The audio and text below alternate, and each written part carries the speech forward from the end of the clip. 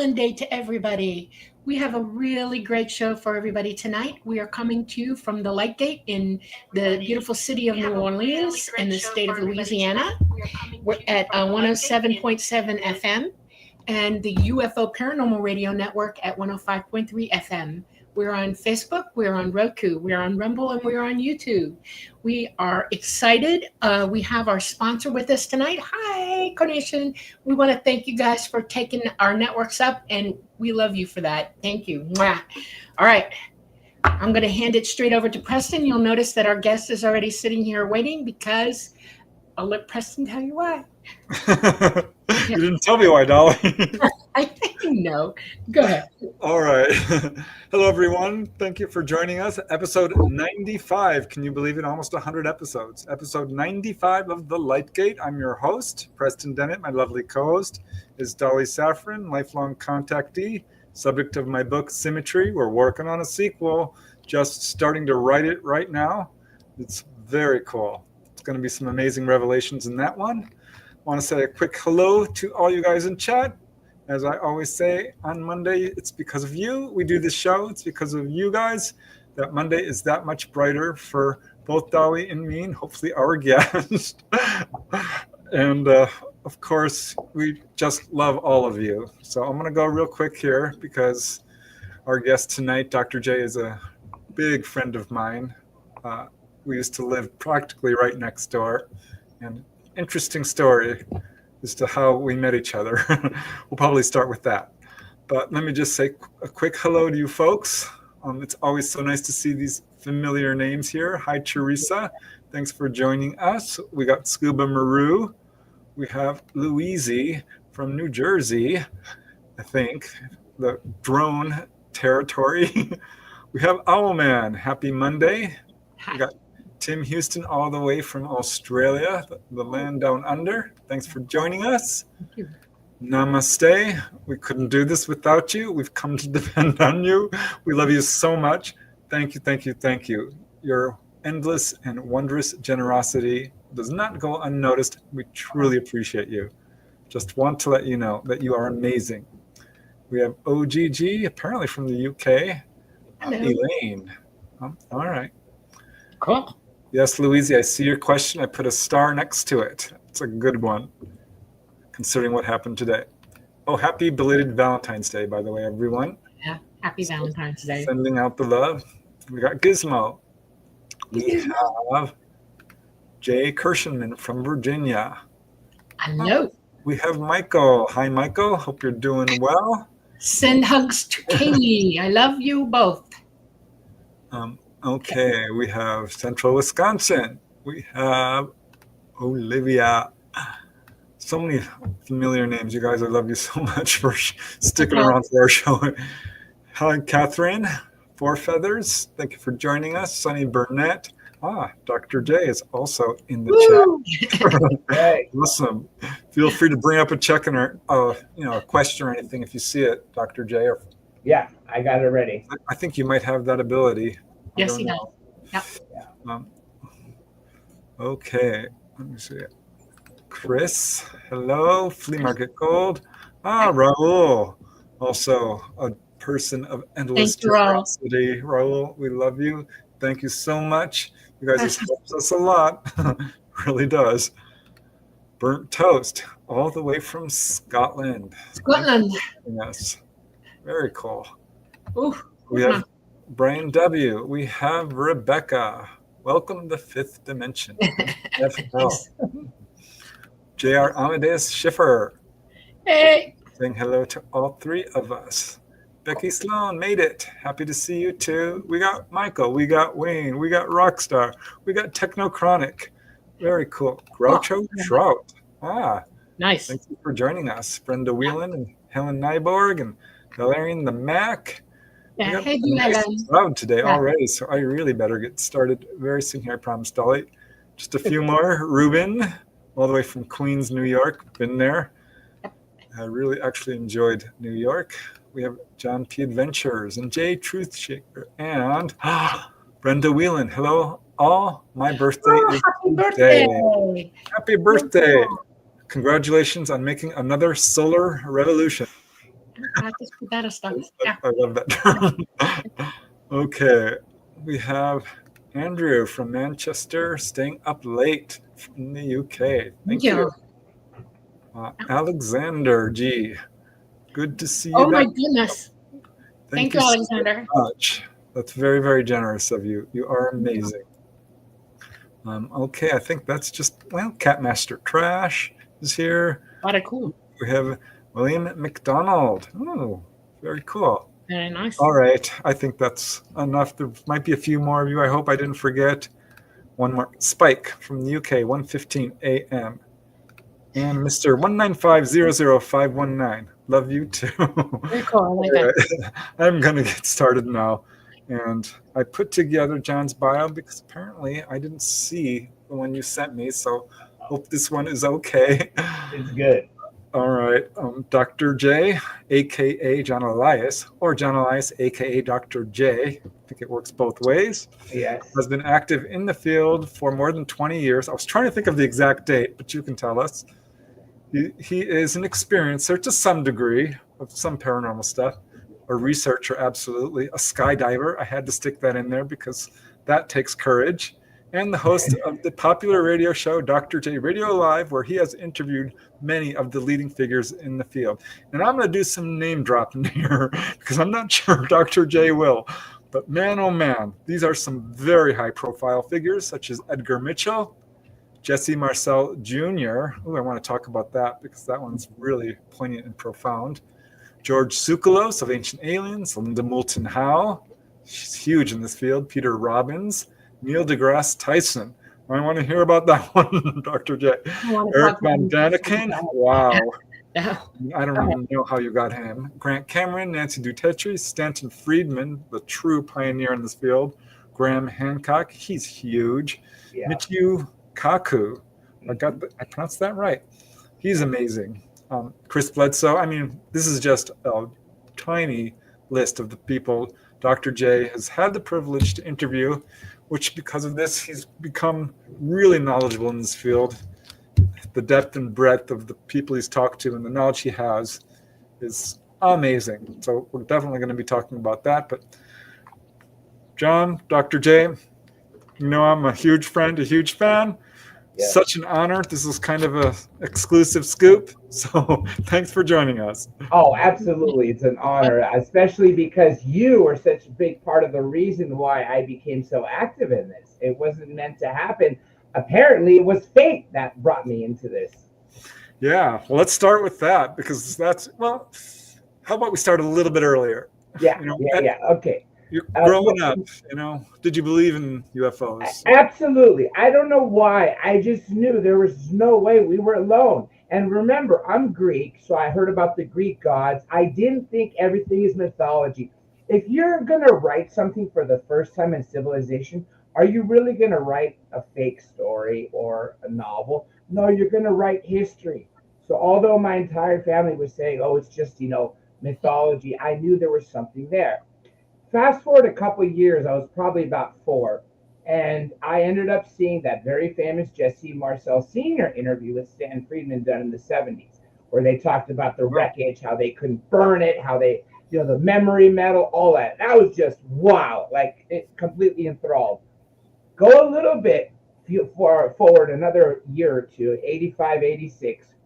My father had a restaurant at the time in West Covina, and it was on the corner of a strip mall. And I had walked to the back of the strip mall because there was a Salvation Army. And so I was very young. My brother was even younger, and he had his little friend with him.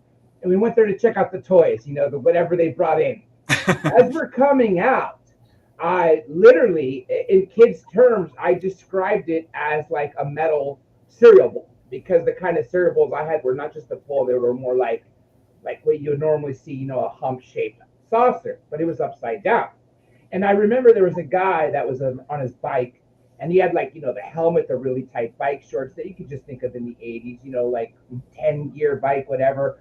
And I said, Mister, what's that? And he just blew it off and said, it's a weather balloon. I said, no, look at it again. He got so enthralled in what he was looking at as he got off his bike fell over. And I remember that because he didn't even look at his bike. His eyes were just glued to that. I ran inside the restaurant to go get my mother to bring her out, and it was a weekend, a Saturday or Sunday. I believe it was a Sunday where it was the most busy for breakfast. And by the time she finished with the customer and came out, it was gone, but you could see in my vicinity at least 30 to 40 people that had seen it. You saw cars pulled on the side of the road, people standing out, pointing upward. So that was a huge deal. Now, go a couple years later, and this is just, I swear, pure fake. Do you remember when we were younger and doing art in art school in class, right? And they'd put newspapers on our table. The newspaper that happened to be on my table, if it wasn't LA Times, it was Daily News. It was one of those. And anyone could find the article because it's now a very famous case. It was called, I think, the Voyerish landing. You know what I'm talking about? The 1989 landing in the Soviet Union. Right. You had a craft land, multiple beings come out. One looked like a robot. Someone was shot with like a glass-like tube and then was like frozen or something before the thing took off. And it was seen by dozens, if not well over 100 people in the park. And I remember nobody believed me, even though I had the newspaper article. Yeah, there were landing traces and everything. What was the name of that? It starts with a V. I forget. Voyanovich something, but it's definitely with the V.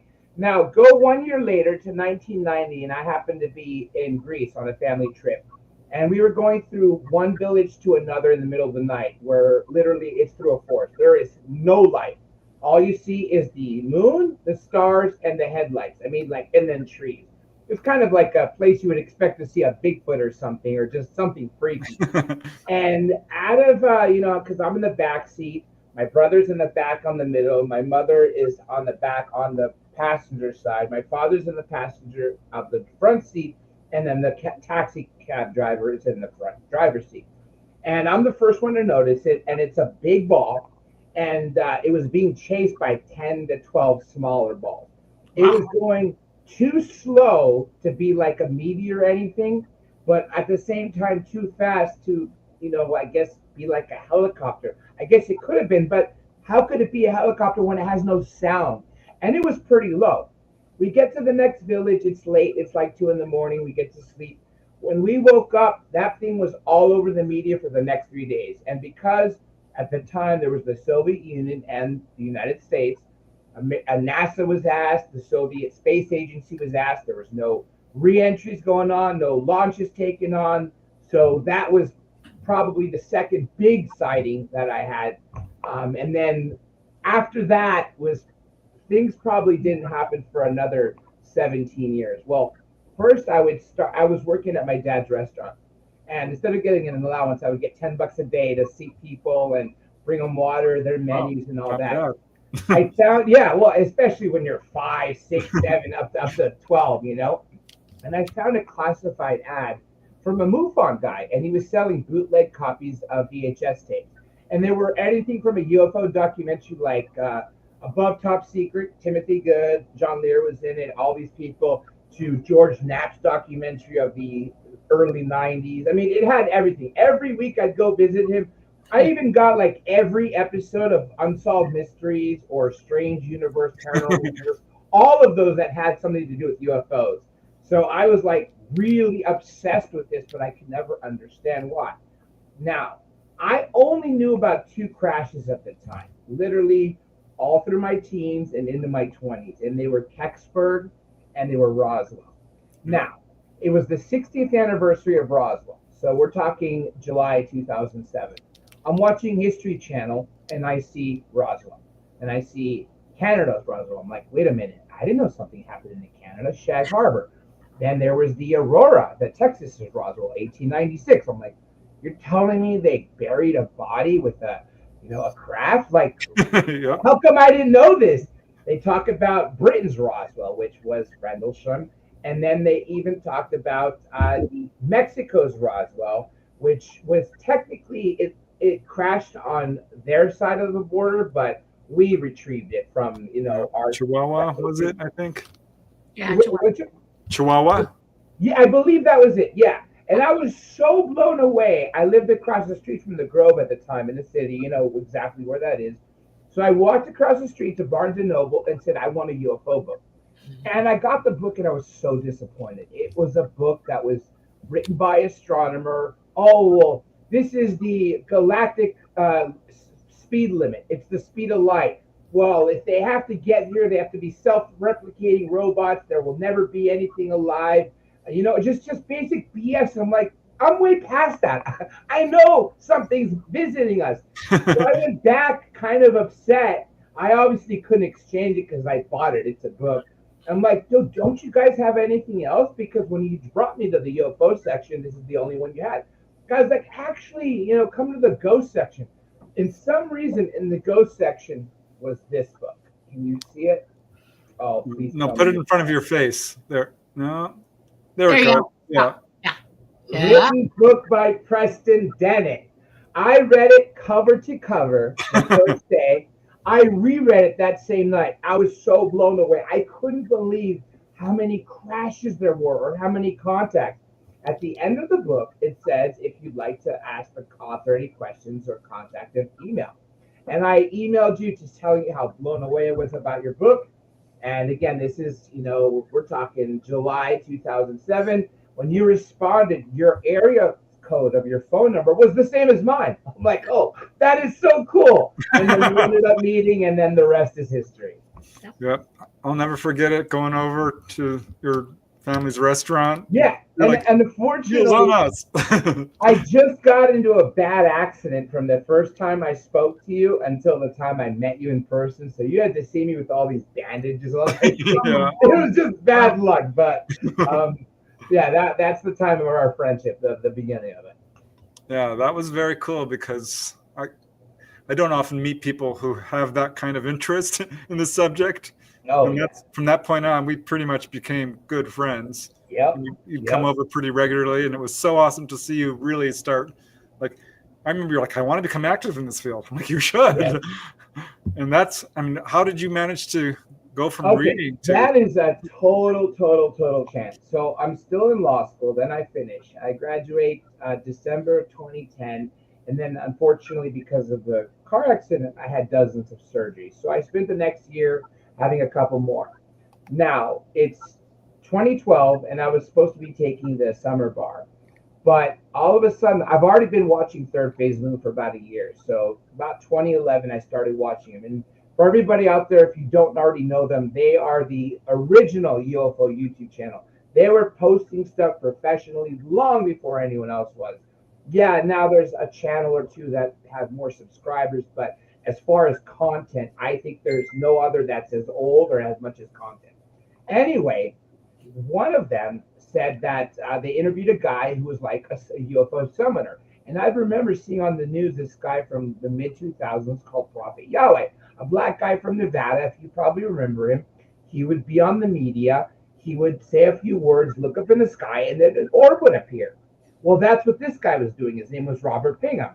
Yeah. So they posted the next event, and I said, okay, look, I'll go. If nothing happens, I got my books for the bar exam. I'll start studying, and okay, I won't be lost faith. Well, sure enough, something happened.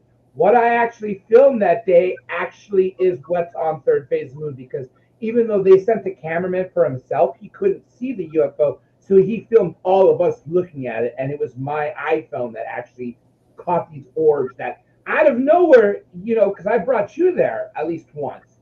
You came with your brother, your sister-in-law. Yeah. Yeah. And I remember it didn't make sense. There's no one releasing balloons. There's nothing in the sky, and out of nowhere, these like silver bright things or white things appear like 50, 80,000 feet in the sky. Just made no sense. And to this guy is still, I think he's a starseed of some sort.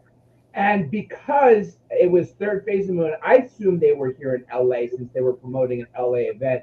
It wasn't until the cameraman told me they're in Hawaii. And then because I'd captured footage, he put me in touch with them. And I swear to God, I was a fan of them for over a year. It's like I manifested to become in this field, because then I get, hired by them. Then I start looking for interviews with them. And even though in the beginning, the interviews were done with Blake Cousins on Skype, and then they were posted on YouTube, I was the one who did all the questions. I wrote them. I didn't care that I wasn't on camera. It was just my dream to ask questions and finally get answers to people I've watched for the longest time. And I'll tell you, actually, just before that May 2012 event that really gave me, like, I had to be more involved. I went to Conscious Life Expo, paid the full price. I mean, mind you, I didn't know anyone at this point. I went alone. And so I remember I paid for Travis Walton's workshop, whatever it was, $25 extra on top of your ticket. And then at the end, after he finishes, I go up to ask a question, a very logical question. And that Dolly would absolutely say, yes, it's logical. I say, Travis, you were abducted. Most abductees have been taken more than once. Have you ever been abducted again? You know what his answer was? Yes. One word. No. No. Wow. I was like, I waited in line for 15 minutes to hear a story that I've already known for decades and it's nothing new. And then the only question I ask is one answer, no. And then I have to get back in line and ask another. Chance encounter, I ended up meeting Yvonne Smith, Roger Lear, and to interrupt, I think he has since changed his mind about that. He has. You know what? I have to re-ask him again. Because I found out one of the people on the crew has been a regular contact even before the Travis encounter. Right. Oh wow. Yeah, that was completely new to me when he told me that. So I have to ask Travis about that. But I was disappointed, 13 years ago when I heard that. But outside, I asked Roger Lear, I said, hey, I used to produce raves and concerts and clubs. I don't know what I want to do yet. I just finished law school, but I'd like to be involved somehow in UFOs. Can I get your number? And he reached in his pocket. He's like, I'm all out of cards. Well, as fate would have it, as he walked away, the table he was at had his card. He must have given it to someone who left it. And of course, I picked it up and I contacted everyone. At the time, Stan Romanek was a huge person. Linda Moulton Howe. Everybody said no. But when Roger Lear finally said yes, then I would go back to Stanton Friedman. I'm like, I know you said no, but we just interviewed, Roger Lear. Will you do it now? And everything started to turn yes. And before you know it, you became my co-host, and we started Third Phase of Moon Radio on Revolution Radio. Yeah, that was fun. I have something to bring up to you. I never thought I'd say this out loud, but I'm going to. In 2003, this was before I decided to come out, okay? Mm-hmm. And I was going through MUFON files looking for my first report, which was way back in the 70s, okay? And it disappeared. So I put it back in. It disappeared again, okay? And I got really frustrated. And I thought, what am I going to do if nobody will listen to me? So this is not a bad reflection I'm about to tell you. It's just, it's just the way it went. Third Phase of Moon was on Blog Talk Radio back then. Yeah, I was on their show a lot, if you remember that. Yes. And yes, I remember you actually. And when Preston told me you were friends, it ruined my brain. I called the show one night and I actually talked to them and I told them my 1973 encounter. Okay. And they played it for a long time. Okay. And I thought, well, they'll either contact me again because they're more interested in everything else or whatever. I just thought I just put it out there just to see how they'd react to it, literally. And it faded into the woodwork. Okay. And I thought, okay, well, and then I decided they're not really as much researchers as they are like the news people, up to the moment, this is what's going on right now kind of guys. So I just left it alone after that. But I've always watched them and I have seen you on their show. And I still appear on there. I was actually just on their show a couple of days ago. Wow. Yeah. I'm their in-house expert. So that's what I was going to allude to. You are their in-house expert. That's right. That's what I was saying too. What's amazing to the whole story you just said is this is something I see so often in this field. There's a level of guidance going on. To have that card left on the table when you're looking for it. I mean, totally. I swear, I manifested to work for them. I literally, when I first saw their channel, I'm like, man, they look professional. The way Blake is walking with the sound, it looks like Robert Staff from Unsolved Mysteries. At the time, there was no professional YouTube channel covering UFOs as far as news. And I've been with them. I know a lot of people say they create hoaxes. They do not create anything. They only receive footage and they put it out for you to decide. If it looks too shady, they're not going to put it. But in the early days, when there was only a few submissions, they would put them all out there. And yeah, of course, obviously some are fake. And when they find out something is fake, they'll come out and say it. But I gotta say, there are times that I saw something I thought was real, and then I found out it was fake. It just crushed me because I felt violated. I still feel violated when I see something fake because you guys know this. YouTube doesn't pay squawk. And it's worse now than it was, say, 10, 15 years ago. I can tell you. I could tell you one they put up that is absolutely real. I'm gonna bring this one up too. Long time ago, way back when. It's a huge B-52 bomber getting ready to pull out, and it's got a circular craft above it. It is not ET. It is us made, and it was IARV, alien reproduction vehicle. Yeah, it was above it, and it took off with it above it. I hate to tell you this, but I actually saw that in real life, incoming into a base that I was working on. And when I saw that on tape, I thought, who the hell got that? Did you submit that to them by any chance? No, because I was too busy getting ready to come out, and ET was like putting pressure on me not to say any more to anybody until I was going to just flush it, come out. Gotcha. And so that's when I found Preston. Because they told me about him, okay? Made me write his name down. And I did what you did. I emailed. Wait, the ET's you're saying told you? Yes. Yeah. I wouldn't be surprised. He is the gatekeeper. He is hands down of all the people I've ever interviewed and talked to, hands down one of my greatest friends, and still to this day the number one researcher. I agree with you. Your sound is a little low. Is it possible you can turn up your sound just a little bit? Is that better right now? It sounds like it's not coming from your mic, but your computer. In other words, I don't think your mic. Not good. Let me check a setting here real quick. We're getting a few comments in chat, which it's not a big deal because we can hear you just fine. But I think I know what to do. Hang on a second. Let's try. It's better? Way better, yes. 100%. Okay, sorry about that. Yeah, it was that new external webcam I just bought for the show and plugged in because the one that should have been working is on this new computer and it doesn't. So, like I said, this is my first time on camera in almost 3 years. and someone else mentioned it earlier. So thanks you guys for. We love y'all. Thank you. Yeah. So that's so totally cool, though, Yeah. Preston used to talk to me about being friends with you after I met him. Okay.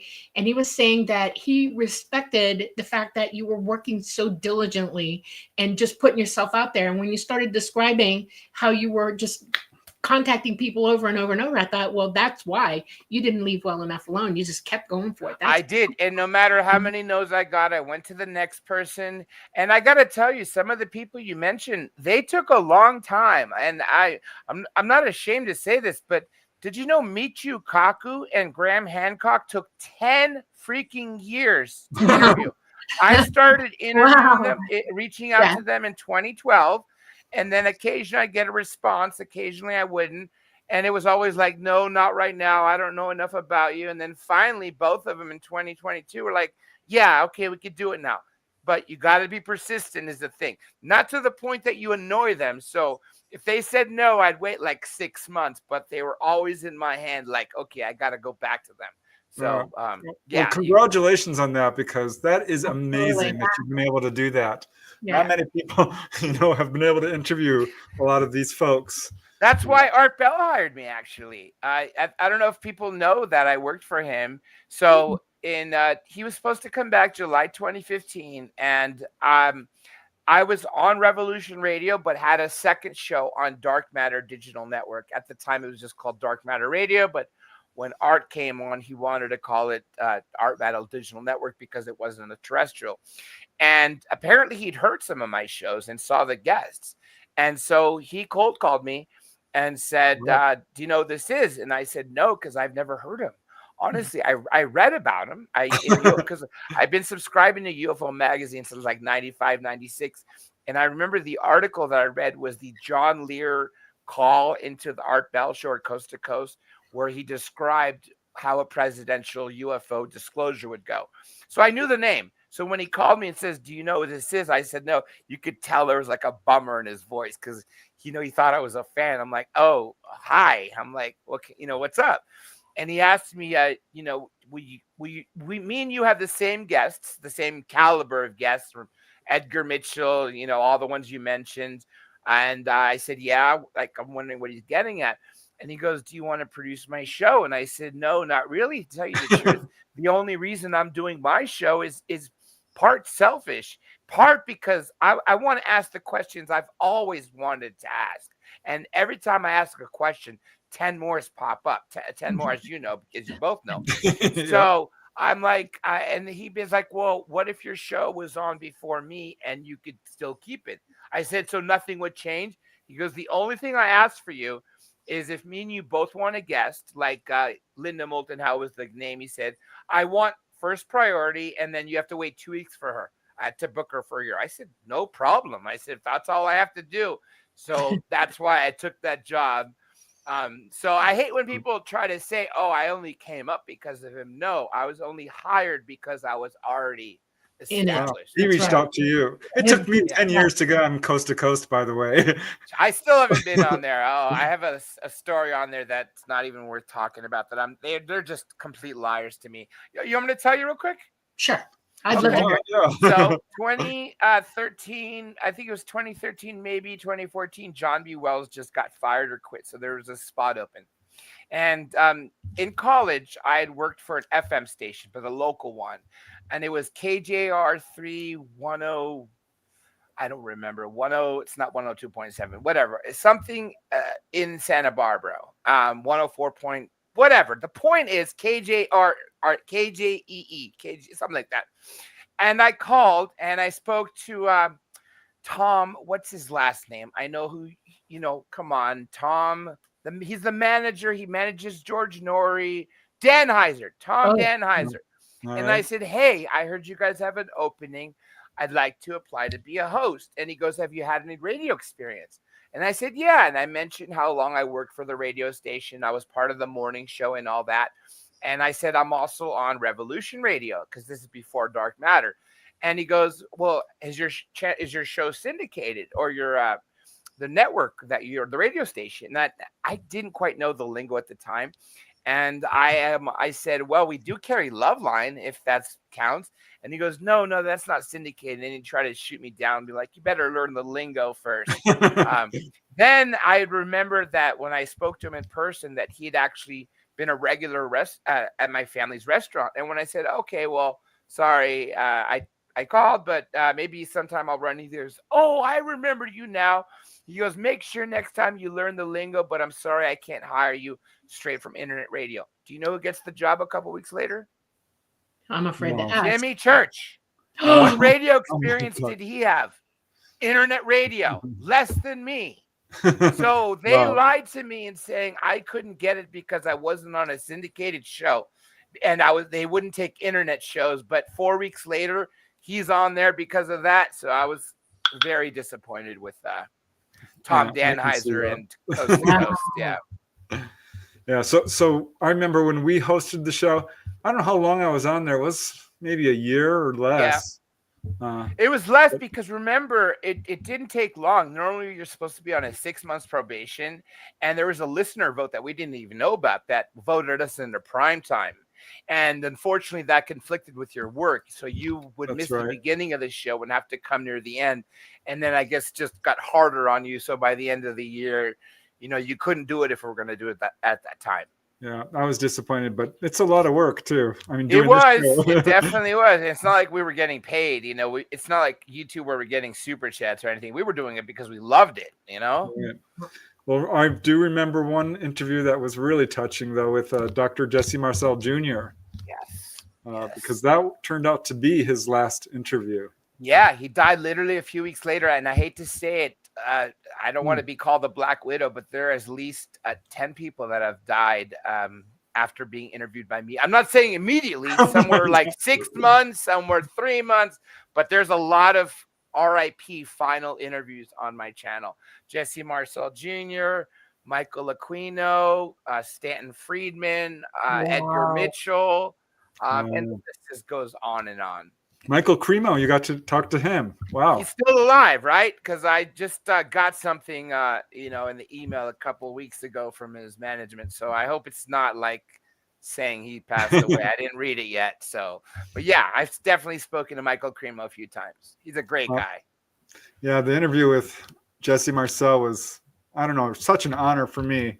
Yeah, and it was. I expected to do more with you and him, but we didn't expect him to pass away during the Roswell Festival.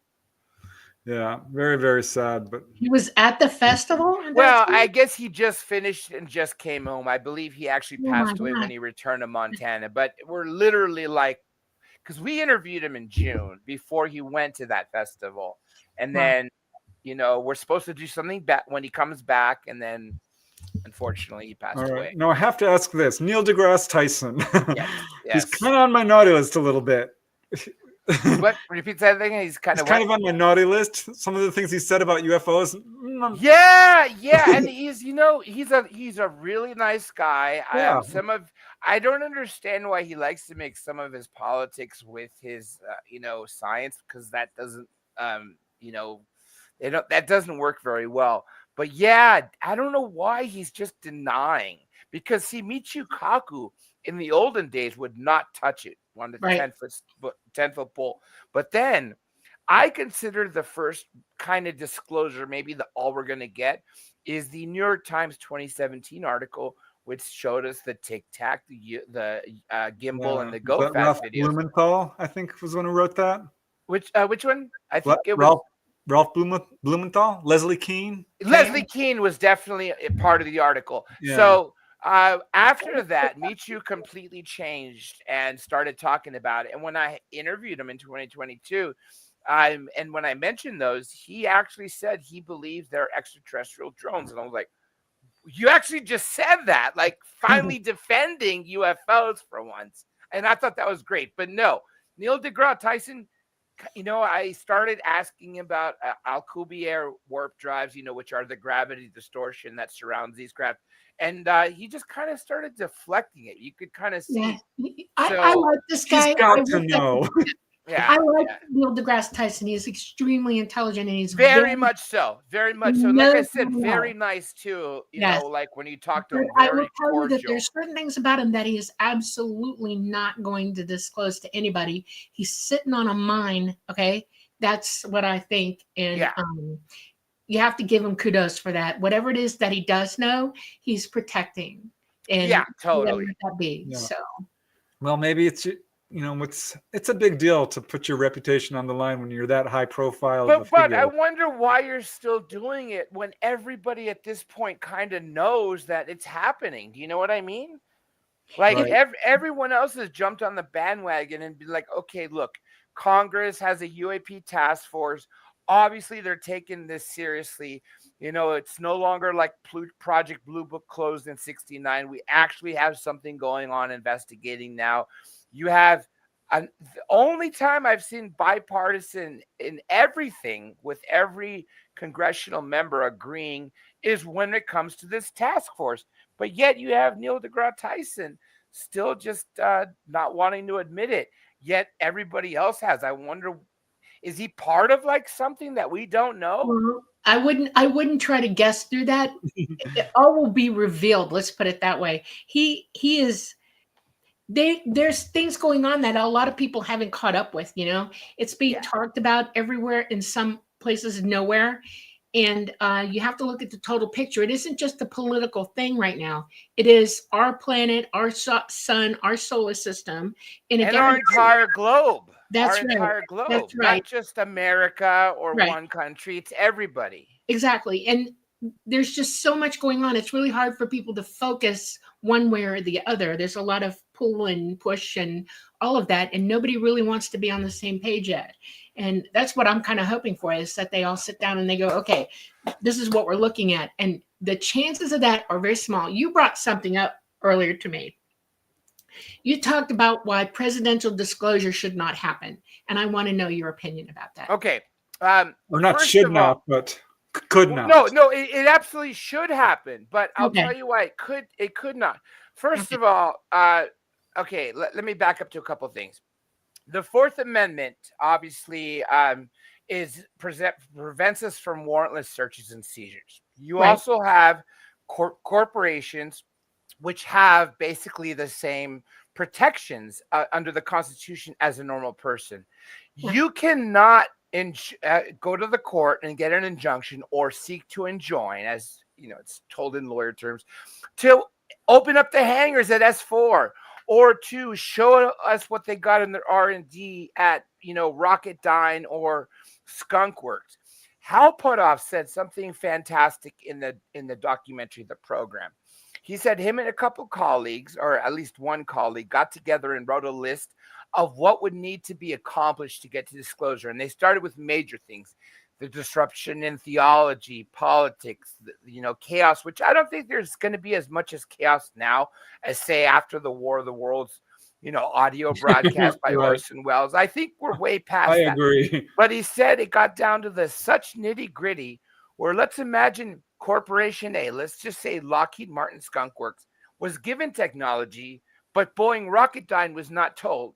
And then Skunk Works does something with this technology, whether they're involved in lasers or they created the stealth bomber. According to some of the elements of the stealth bomber were taken from, you know, what we've recovered.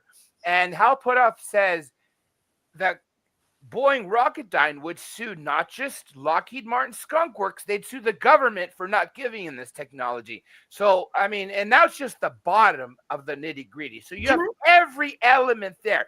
Now, there was one loophole that would have been passed in 2023. There was a UAP, I think a Disclosure Act is what they called it. And Right. one of the elements of it, and it was passed in the Senate, but it was shot down in the House. Yeah. And one of the elements was that anything that, you know, the Congress has to have every oversight of every special access program, including unacknowledged special access programs. And every time the government gives a contract, we have to be allowed to oversee everything. It was shot down by the members of the House, both sides. Why? Because the members Yes. that shot it down are being donated from Raytheon, Boeing, Yeah. you know, all the companies. And That's a conflict of interest. it absolutely is. So, 100%. I'd like to make a comment. yeah, Okay. My contact, E.T. Talata? contact, Talata, has a lot to say about all this. Okay. who is it? Talata. Okay. Okay. Talata. It's either Talata or Talata. I say Talata. I'm a Swede and I say it funny. Okay. He is a male entity, he's fifth dimensional being, has a lot of opinions. Now he's talking from absolute knowledge. If you think that ET doesn't know what goes on this planet, you absolutely know what's going on. Yeah. The way our Constitution is written is that we have a commander in chief, the president, and that the people vote him into office. That gives him certain executive powers over everything. He commands the military. Now, for some reason, the DOD way back when shot off from it, and without notice. Even Eisenhower warned about this. There's a military industrial complex that has nothing to do with our country or anything. They're its own entity. When you're using he said, she said to keep the truth from coming out, you allow people to gain ability over you, and lawyers are a big part of this. When you give corporations identities, you know, like a real person, and you give them the power of suing the government, that actually breaks our Constitution. You know that, right? It slams it because it's no longer within the power of the people. These oligarchies are taking over, and they should not be doing that. That's the number one reason that Talata thinks that it will never, ever come to pass. And the president has no power to admit one way or the other because he's dealing with that. He's also dealing with the military industrial complex that has authority over him and the entire United States as well. And disclosure, and this is how he explained it to me, disclosure is only going to happen one way as a result, because none of what they've been doing has anything to do with anything that you or anybody else on this planet knows about. Okay.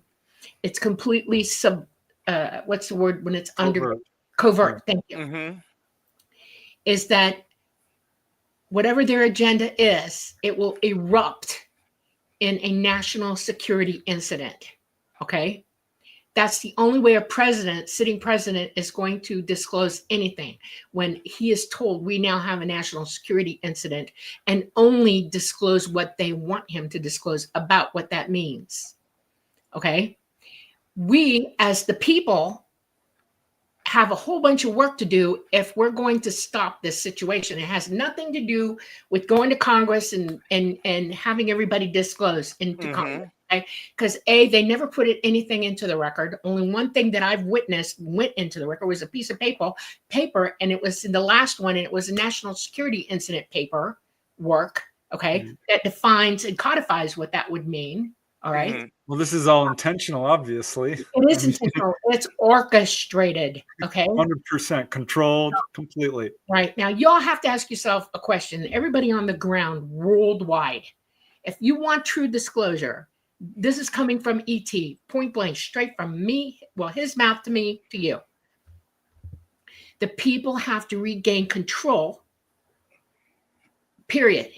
And that means forcing the military-industrial complex, and I don't think you're going to be able to do it because they are powerful, unbelievably powerful. They are worldwide powerful, and they're into everything. You have no idea what they're into. Okay. Oh, everything. Look at Halliburton during the Iraq War. I mean, they funded everything from taking care of the mail to building the houses where the troops slept to the plumbing. I mean, they do jails and prisons. That's crazy. They media. Billions and billions. Oh, look at Operation Mockingbird. No doubt. They have it all planned out. So I think disclosure needs to come in the form of those of us who know what disclosure is, and with the information, get together and bring about cohesive, coherent, hands down, thought through agendas that they're applying, not us or ET.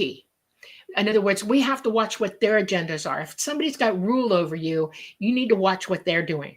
Yes. Stop them from watching us so much as us watching them, and relaying it to one another so that we all know what's going on. Because if you don't, you're going to get surprised one day in a way you don't want to be surprised. Okay? Period. But I still feel like the president has a platform where he could just flat out say they're real.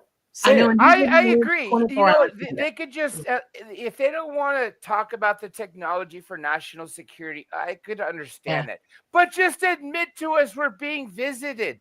It seems like, centuries ago, it was common knowledge, whether they were called elves, fairies, depending on where you were in the world, they all had some sort of visitation. It was not a secret 500 years ago, 1,000 years ago, as it is now. People what you said about Eisenhower, what I think happened is early on, he was part of the program, I would think. And if you remember, there was that 1954 incident where he was denied access into Area 51. He threatened to invade with an army battalion, and I don't know what made him stop, but he never gained access. I believe his farewell speech warning us of the military-industrial complex was basically him saying, this was started by us, but I'm out of the loop now, and it's gone rogue. Truman started it. Truman did, but he was the next president after. Remember Senator Barry Goldwater tried to get in, too. Yeah, and he got put down. And wasn't Goldwater the one that Preston brought in to see the body? The Blue Room. Yeah, the Blue Room. Yeah. Which I would love to see that, too, because we've all heard about it. I mean, if you're in this field long enough, the Blue Room is where they keep ET tech. Or ET by the living and the non-living. That's the Blue Room. Craft go to S4. It's all in the Special Operations Manual 1-01 from 1954, printed by the War Department. Did you ever get to talk to Paul Hellyer? Oh, absolutely, multiple times. One of my great friends. Cool.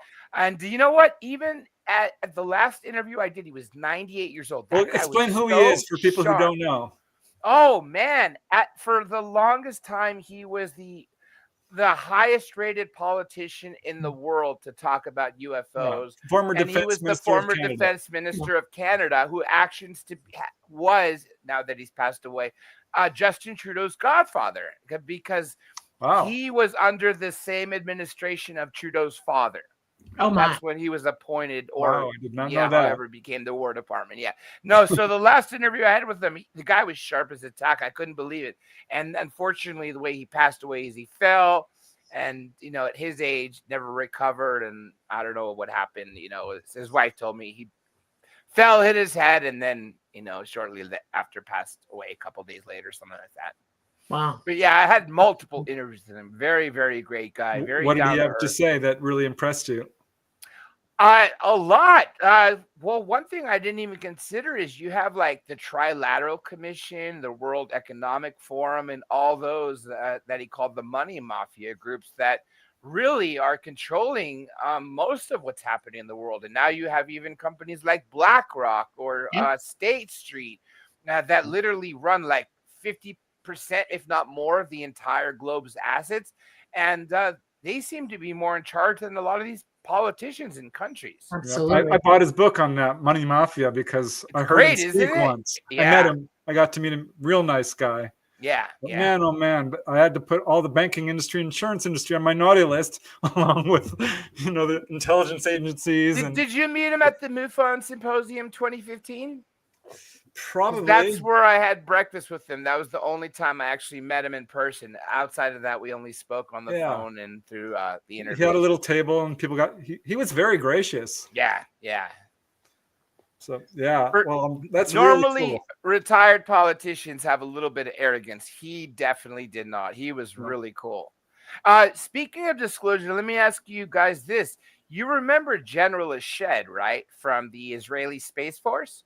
Oh, yeah. Who made those statements about... That he made the statements that U.S. and at least U.S. troops, I don't know what other troops along with U.S., are on Mars working with ETs and underground tunnels. And he basically said that the ETs don't want to disclose. And so I don't know if we can trust him or not. We don't know if that's a psyop, but he's definitely had a long history of his life. With your head. No, absolutely untrue. Not true. And I can give you 3 reasons why right now, without even thinking about it. A, Mars is a dead core planet. It has no magnetosphere at all. No amount of rock is going to protect you from gamma radiation. You'll be dead 5 minutes after you get there. No Galactic Federation either. There's no Galactic Federation. None of that. It's all disinformation and misinformation. I can't cuss here, so. You almost did. I saw it. You're saying the Galactic Generation or Galactic Federation in full is not real. No such thing. I don't hear it from contactees. I mean, there's a couple out there who are promoting it. You said that. I've never heard it from a contactee either, but somehow so many other people just you got to watch who's talking about it and why. There's a couple out there who are promoting it. Yeah, for sure, for sure. Yeah. But yeah, no, Mars cannot be, it's not habitable. And it doesn't matter how many robots you build to terraform it. It's outgassing. It's dangerous. They'll never, you could send robots there all day long. He is a high-level official, though, which was interesting that he would come forward and say very high level. Yeah, which makes you wonder why. Somebody what is the agenda behind a it? general, leading the Space Force or whatever their space... not Space Force, but their space program was. And he had a lot of accolades in his life. And it begs the question, why would he say all that in his, early to mid 80s when he's near the end of his life? It's like he almost wanted to get something off his chest. Or is he just someone else muddying the waters, which really irritates me? He might be perfectly innocent and been told this and believed it.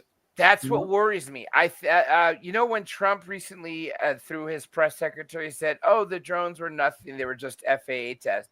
Okay, well, we know that can't be the truth because maybe 95% absolutely look like drones and operate like drones, but the other 2 to 5%, they do not look like drones. What happens when you see 100 of them together, like a fleet of UFOs?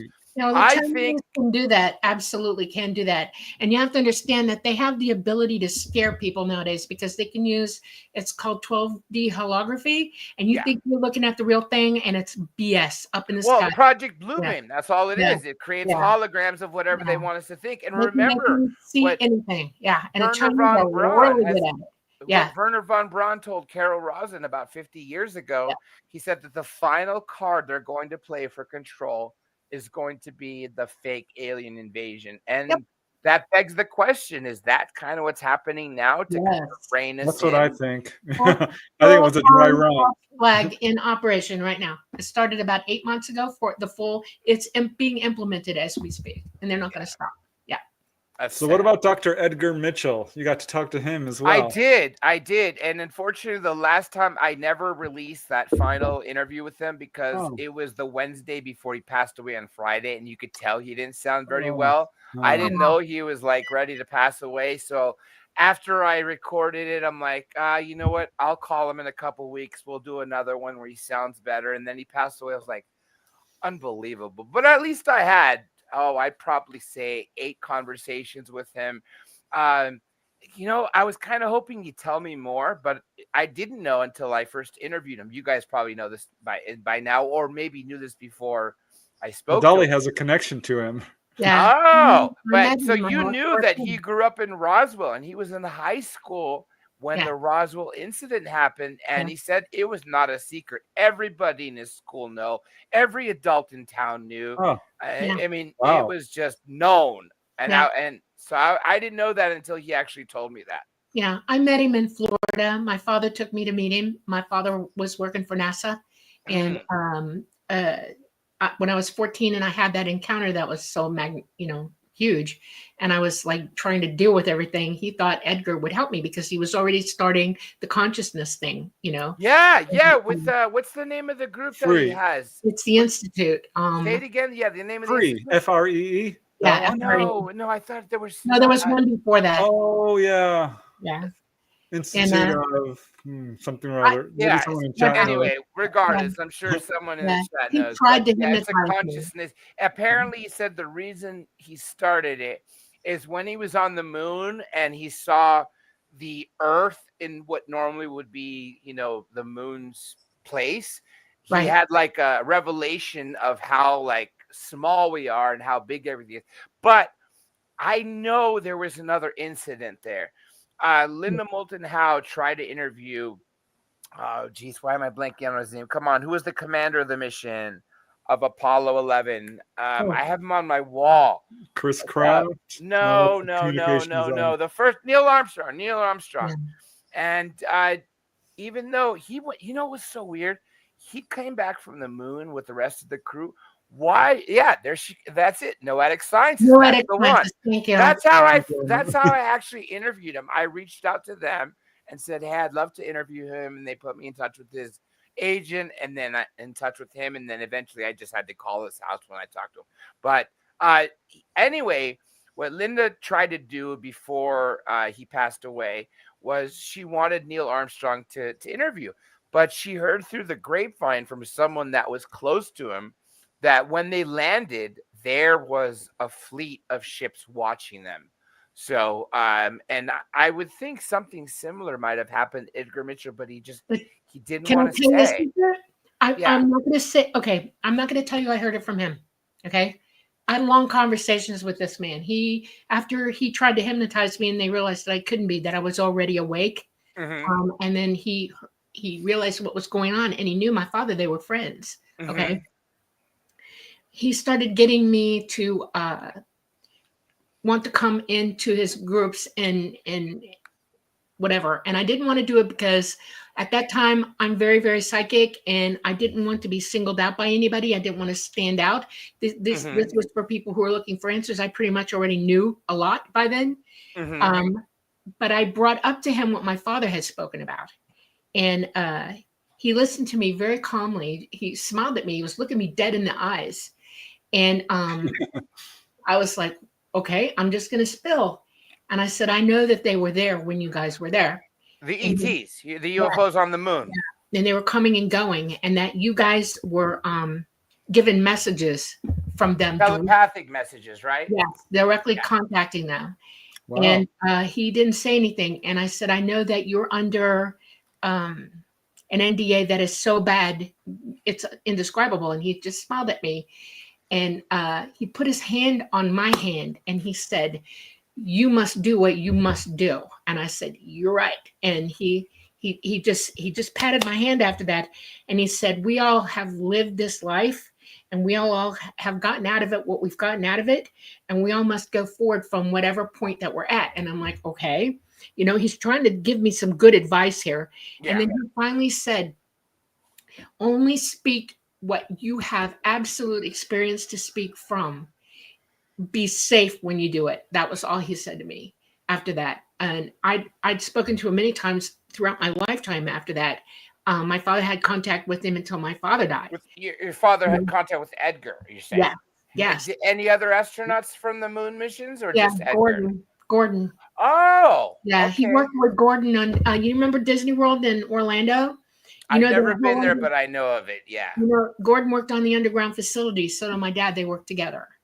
Oh. This just makes me so sad that all these people are holding so much knowledge. And they passed away without telling us. That's what pisses me off. If they could write it down, but these NDAs extend to their families.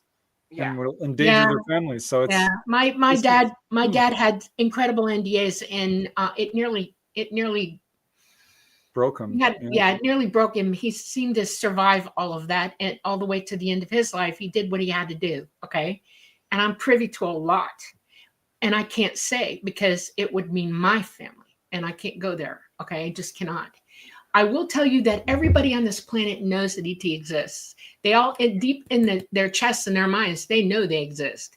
And we just got to walk on from that point forward, I mean, learn, research everything you can about this subject. Try to learn to use your abilities. That's what Edgar Mitchell was doing so hard. He was trying to do ET's point blank demonstration of, we need to learn to use our abilities. We need to use our consciousness. Okay. And that's the path he took, and he stayed on it. And I'm so happy that he did, because it stands to the point. There are other people with huge NDAs, Russell Targ, that man couldn't talk either, but look what he did. Okay. Bob Lazar. Yes, absolutely. Did you ever get to talk to Bob Lazar? He's one of the 1% that I'm still trying, Unfortunately, the closest we had is I had Jim Goodall call him and put him on speaker, and we got a clip of that. Unfortunately, Jeremy Corbell made us shut that down, because this is the time when Jeremy Corbell sort of owned Bob Lazar and owned his media experiences. So I was really disappointed. It's funny, though. You can call United Nuclear's company, and he answers the phone. But I don't understand why. But he's definitely on the list, the final 1%. Like I said, there's not very many people I haven't interviewed. And everybody I've interviewed, this, Preston, and Dolly, too. I always want to interview them again, because 2 hours is never enough. 12 hours is not enough, Yeah. No, and as you talk, they begin to open up a little bit, and you start to get, peel back the onion. Yeah. To get to the good stuff. I personally think the only way disclosure is going to happen is there's 3 sets of people that are important. One is people like Dolly, the people who've actually interacted with ETs. 100%. They can tell us what they look like, what the crafts look like, everything. The way they contact you, That's the cutting edge of UFO research, right there. It is. The second is crash and retrieval, because that gives us artifacts. The third is a combination of crash and retrieval, but it's the people that are involved in the programs. Unfortunately, you guys just said it, the NDAs. That's why they're not talking. We want them out. Come out and tell us something, please. Show us something. We're at the age where we can get so much information now, but we're not seeing the stuff. Me and Preston, we've been saying this for decades. When are we allowed to go to a museum and see the Roswell wreckage and the bodies? What about the Cape Girardeau? All of that. We deserve it. And it's just sad that we're cut off. Show us a darn photo that we, is absolutely, not conclusive, that we know is real and that is endorsed. They could do that. Apparently, that meeting at Edwards Air Force Base in 1954 was filmed. You're talking about with Eisenhower. Did you know who else was there? You wrote it in your book. Of course you know. You have a whole chapter on it. I was blown away. Albert Einstein, was it Bishop or Cardinal Mahoney? Yeah, leaders in business, science, rocketry. The only one who went up was Eisenhower. They did not take anybody else. They only took Eisenhower. Interesting. Period. Interesting. Yeah. But why do you think he allowed them to, make the exchange for abductions for technology? He did not. But That is a we- lie. Period. That's a lie. Okay, why did we continue to build nukes when they warned us about them?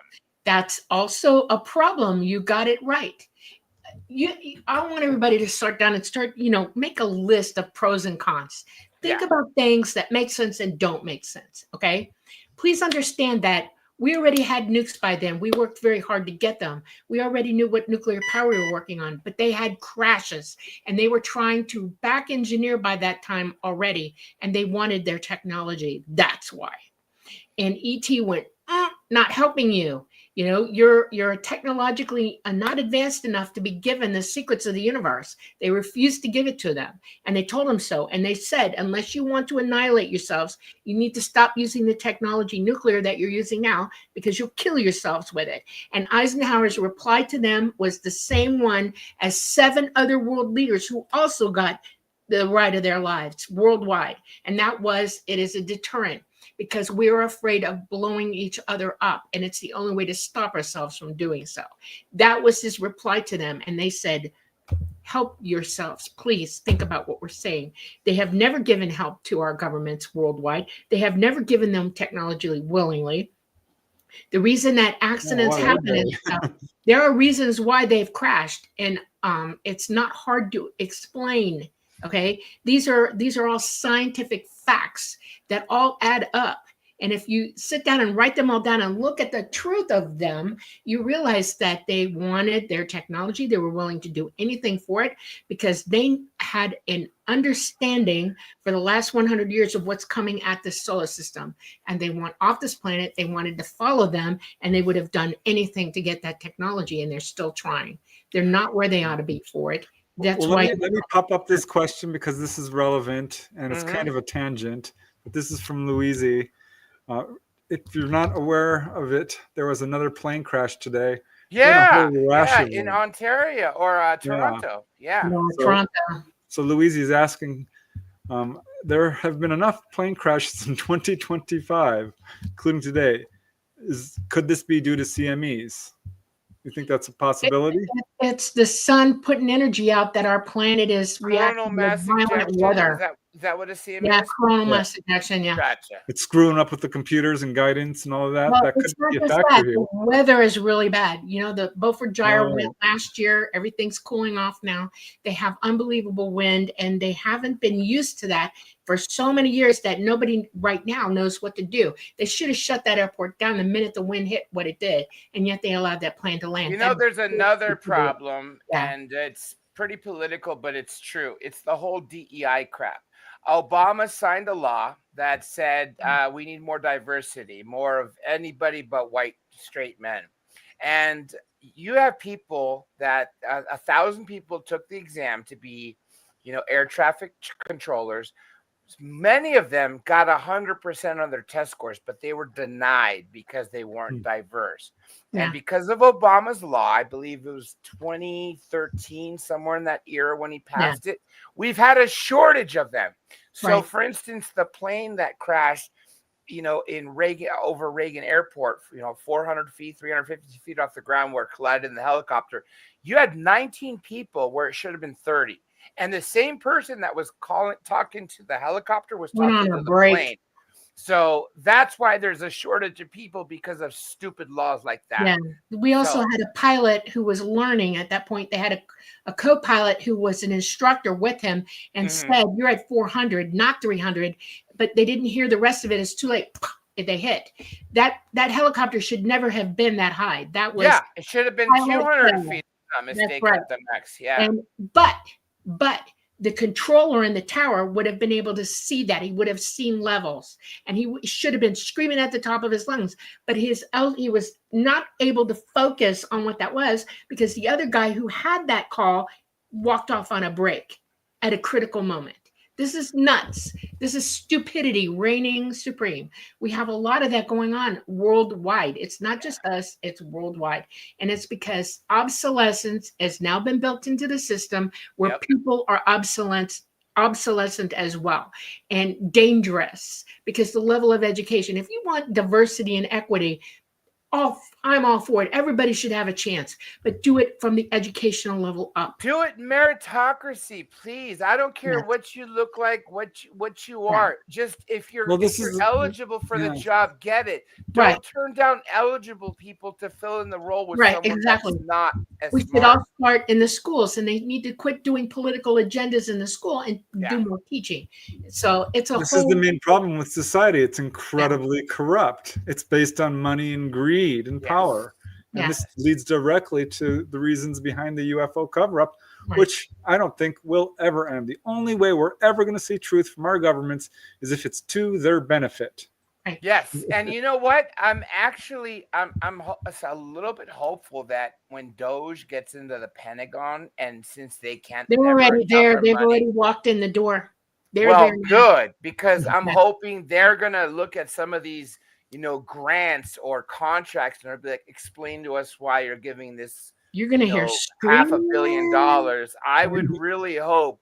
They're like, okay, that's a USAP. Okay, well then bring it to Congress and tell it. I'm hoping something like that will happen, but I can't get my hopes too high because there doesn't seem a vested interest to tell us at this point. Like I said, it goes back to people like Dolly and people who have actually, whether they've been on the scenes of crash and retrievals, where they were the part of the people that were picking up the pieces or the bodies, doing the autopsies. We need everybody to come out. We need more whistleblowers now more than ever. And Dolly uses the word consensus, which keeps ringing in my head. I'm like, if we can just come to a consensus of what we know to be true and quit this infighting, which is in every field, let's face it. But it's bad in the ufology field. I want to read you something that Talata made me write down word for word. Okay. Sure. I went over 10 times before I had it exactly as he wanted me to state it. This is to everybody on this planet. Disclosure from those in authority over humanity will always tactically use plausible deniability. Their agenda supersedes all humanity. Our reality is their construct. It is their power and its weaponization which impugns all explanation to humanity. He says, therefore, you need to learn all that's learnable. Understand each of us must use our abilities to discern our position in this paradigm, and wisdom is our freedom from their tyranny. And he meant the word tyranny. I asked him 3 times. Tyranny. They are tyrannical. Okay. And he said they're going to do what they're going to do, whether we like it or not. And we're being run around like animals in pens. Go this way, go that way, go this way, go that way. They use deniability, they use smoke and mirrors, they use outright lies, disinformation, misinformation. They use all of it. They have nobody in authority has ever disclosed that ETs exist. Nobody. The only people that have done it are congressmen outside of that authority who would say, well, yeah, or people like, Greer, or people like Lazar, or people like me who are saying it publicly. And then they have whistleblowers. You got to understand something. These guys are on leashes. Oh, yeah. Oh, yeah. Look, when David Grush couldn't answer any question without saying it has to be in a skiff. That's right. Exactly. Because he hasn't been let go. He hasn't quit. He's on permanent furlough if he's anywhere. And it means that his NDAs are active. His security clearance is still in place. And he can't say anything that they haven't pre-approved him to say. In Bob Lazar era and pre his era, we're talking 50s, 60s, 70s. It was called a 10-10, 10-year imprisonment, $10,000 fine. I heard after Bob Lazar, it went up to 25-year imprisonment, $250,000 fine. I wouldn't be surprised if it's now life without parole. It's life without parole in Leavenworth at hard labor. And you can't guarantee your family is going to exist anymore. That's that's ultimately what it comes down to. Look at all the children of Roswell that were threatened. We'll pick your bones in the desert. And there was like a 6-year-old girl, one of them. The daughter of the fireman. Yeah, Frankie Rowe. That's right. That's right. So, and Dr. J, do you give out your email? Because there are people in chat wanting to contact you. Sure. Dr. J Radio Live at Gmail. So just see the YouTube channel name under my name. Just I'll type it in chat. Okay. If that's all right. I just didn't want to give it out unless it was all right with you. And make sure anybody, if you want to write an email, put some especially like words in the title, because I get so much email. I rarely check it unless I know there's something there. So I would have to literally search UFO question or UFO alien gray. Just put as many keywords about UFOs, UAPs, anything, and then I'll find it. So it's Dr. J Radio Live At Gmail. At Gmail. at gmail.com. Yeah. All right. Yeah. Cool. All right. Because, Nicholas, I remember you, Nicholas. He's eager to reach out to you. Nicholas. There he is. Nicholas, let me see. Is it what I'm thinking of? It's Cashmore. Cashmore. Hey, how are ya? All right. There you go. All right. Gosh, this is so interesting. So all these people you've talked to, has there been a favorite guest? Some are real high profile, but some are, a little bit obscure. There's Stanton Friedman. It's like trying to choose, from your favorite children. Stanton Friedman to me was the godfather. Obviously, growing up, just seeing him, he was like, it's like I wanted his job. You know what I mean? A little funny story. After high school, when I got into a community college, before I chose my major, before I founded a business and went down that path, I was so into ufology. I'm like, how can I turn this into a career like Stanton Friedman? And I was even looking, where can I get a degree in ufology? And at the time, in the late 90s, it was Moscow University. I was actually considering going to study UFOs there. That didn't happen, but that's how obsessed I've been with this topic. Amazing. Yeah, I spoke with Stanton Friedman too. That guy can talk. Yeah. I mean, but he only had 2 lectures, and so he's good to prime the people. But he, remember, he really didn't touch abductions for the longest time. It wasn't until he hooked up with Kathleen Marden and said, okay, for sure, the Betty and Barney Hill case are real, and then the Travis Walton. But for the most part, his lectures were one of 2. Science is wrong, or science was wrong, and UFOs are real. It was always those 2 until his passing day. Yeah, he got mad at me when I mentioned that. He's like, what? I do. I talk about Betty Hill all the time. I'm like, well, yeah, you do. More so at the end of his life, not so much, in the... But I have to give him kudos, because he was a pioneer when no one else was talking about it. He was a scientist who was absolutely gung-ho. This is real. We can prove it. A true, honest-to-God scientist, objective researcher, too. Wasn't pushing an agenda. Yep. So, and he went to school with Carl Sagan, University of Chicago. Oh, wow. Yeah. Amazing. Small world. Okay. What about Chris Bledsoe? You spoke with him. He's real. Oh, God. So fantastic. And another such a down-earth person. Not too long ago, someone asked me if I interviewed him, and I said yes, so I sent them the links. And then because I hadn't spoke to him in a few years, I just called him up, and he happened to be going to a conference, so he was in the car. We didn't get to talk long, but he wants to do something again soon. And from the last time I spoke to him, apparently he's had a lot more contacts that I haven't had a chance to ask about. So it's not just what happened in the late 2000s and early 2010s, with that glass-like alien in the forest by his house. Apparently, if I'm not mistaken, he's also like a starseed. Apparently, UFOs come to him now. He'll be somewhere and something will appear watching him, kind of like Stan Romanek when he first came out and showed all the videos. Yeah, and I think he was a victim, honestly, of a sting. Operation. Oh, for sure. So many were. Look at Dr. Jonathan Reed. I interviewed him, and before I interviewed him, I did three interviews with him, and then 2 where I helped another host interview Dr. Reed just because I investigated his case so much. When I first learned about the case in the late 90s, it must have been through second or third hand information of the person who wrote the article in UFO magazine, because it made it look like the alien was dead. It didn't mention the bracelet. It didn't mention anything like that. That guy actually has elements of both contact abduction, because that same ET, who he didn't kill, by the way, was just playing possum. It was alive when he brought it back to his house. It even screamed at one point when it was in the freezer. And you could even see in the video when he's examining it, its eyes are slowly opening. And when he came home one day, his house was ransacked. But here's the interesting thing. He said that from the freezer that he kept the being, which he called Freddy, there was footsteps that were the size of it wet, walking from the freezer to the wall, like it walked through the wall.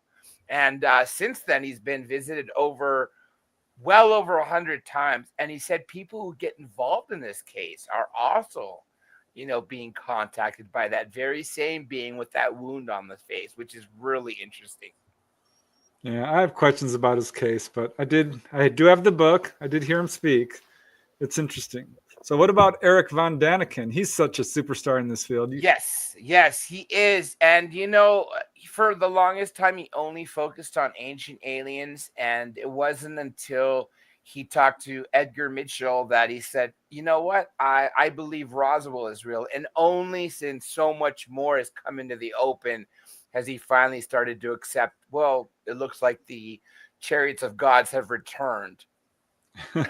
He was kind of careful to keep his reputation just on what made him popular in the 60s and 70s with Chariots of the Gods and all the books that followed. But yeah, super down to earth. And at his age, late 80s, he's still very energetic. Yeah, he's still on the lecture circuit. So God bless him. Amazing.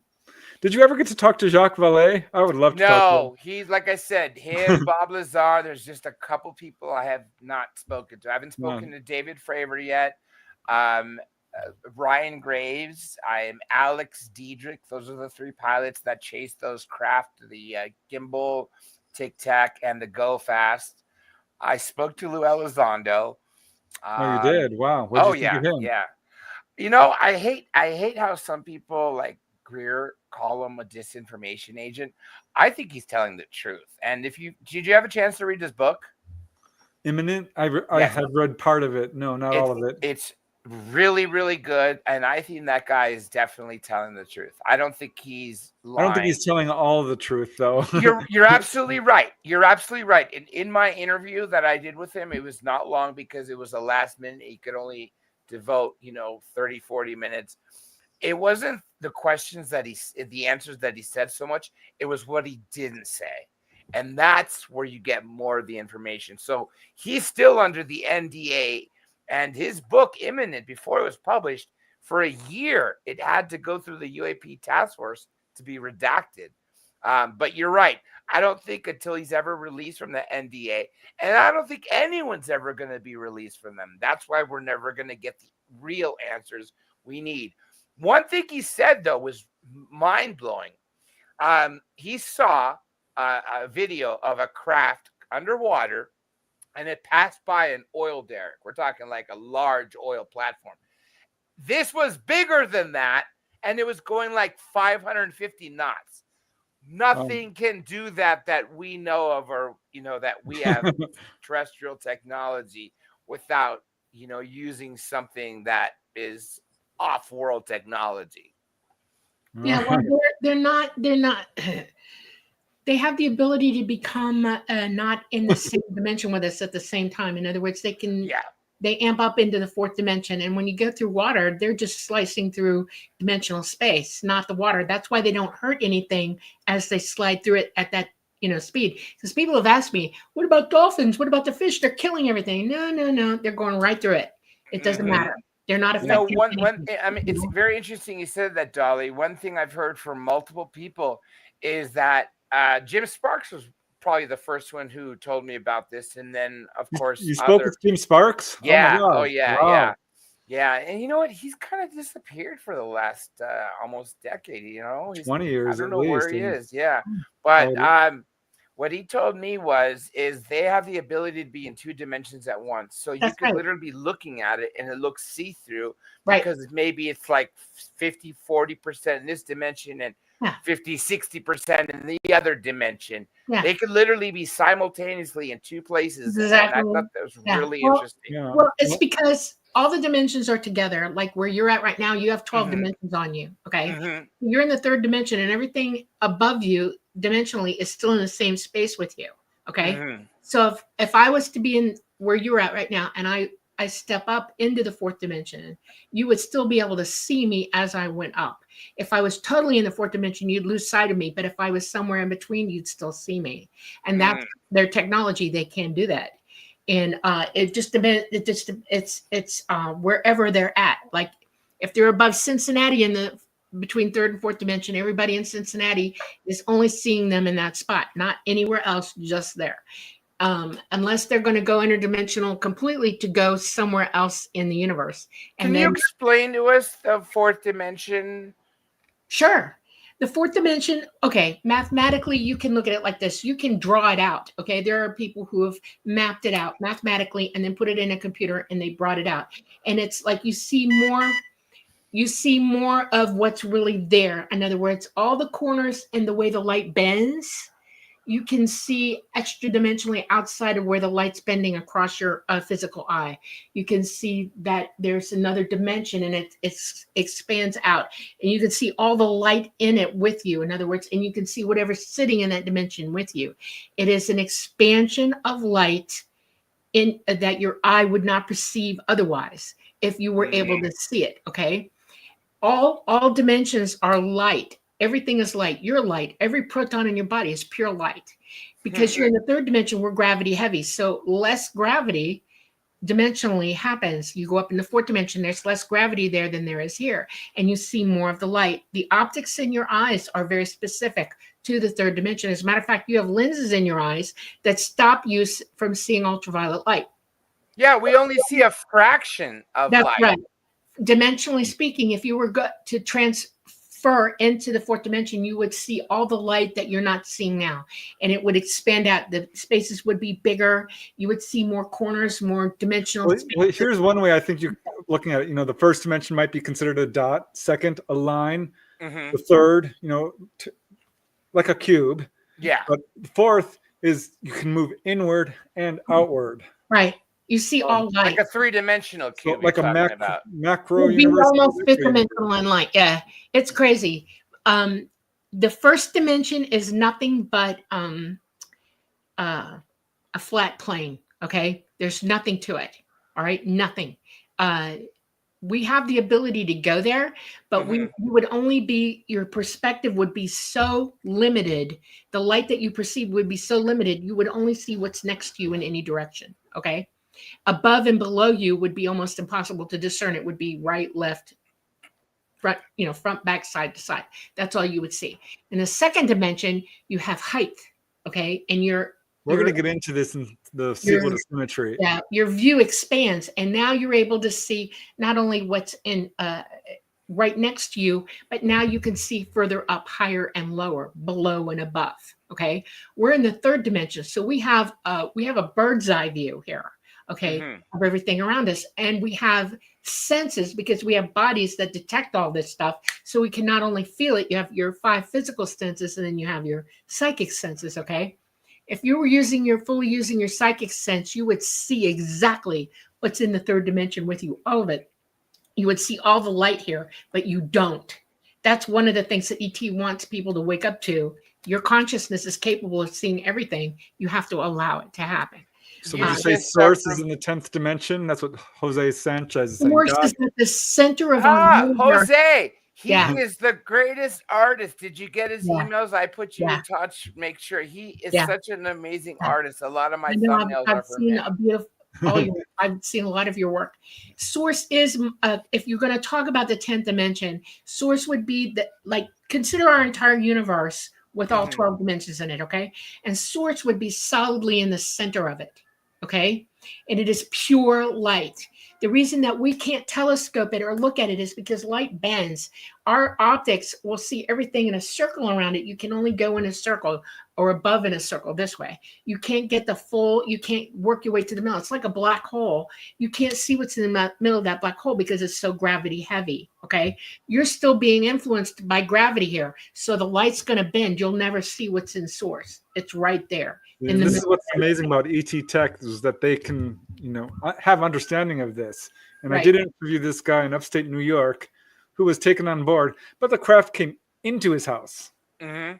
The craft came into his house? Into his house. Yeah, I dared. Wow. I dared them. I dared. A lot It of lifts him up. women. He says the living room just turned into the crowd. Got an entire damn neighborhood and knocked out a power out, right? So they brought in what Lazar would call the sports model. They brought it in and went right through my house with it. Okay, with my mother home. My dad had passed away, and it came in. It coming in red because that particular dimensional shift that they're in produces red light. Okay, and he went right through.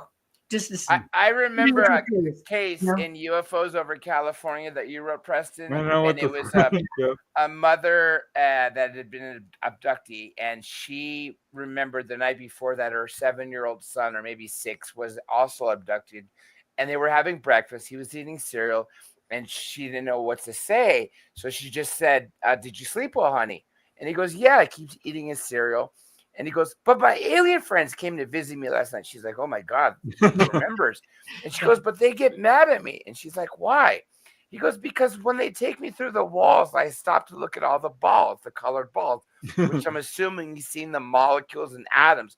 Right. They're able to dematerialize them and literally make it, you can walk through solid objects." They don't they just put them in a shift. Have you ever seen, what's the name of that place? I'm going to have a moment here where all the stuff is on the sides of mountains in the country. The Nazca lines. Okay. Oh, Peru. Okay. Yeah. One of the things that they don't show you a lot on TV, and when they do, everybody gets shocked when they see it, is it looks like a craft with a light coming down and then a squiggly line coming down like that.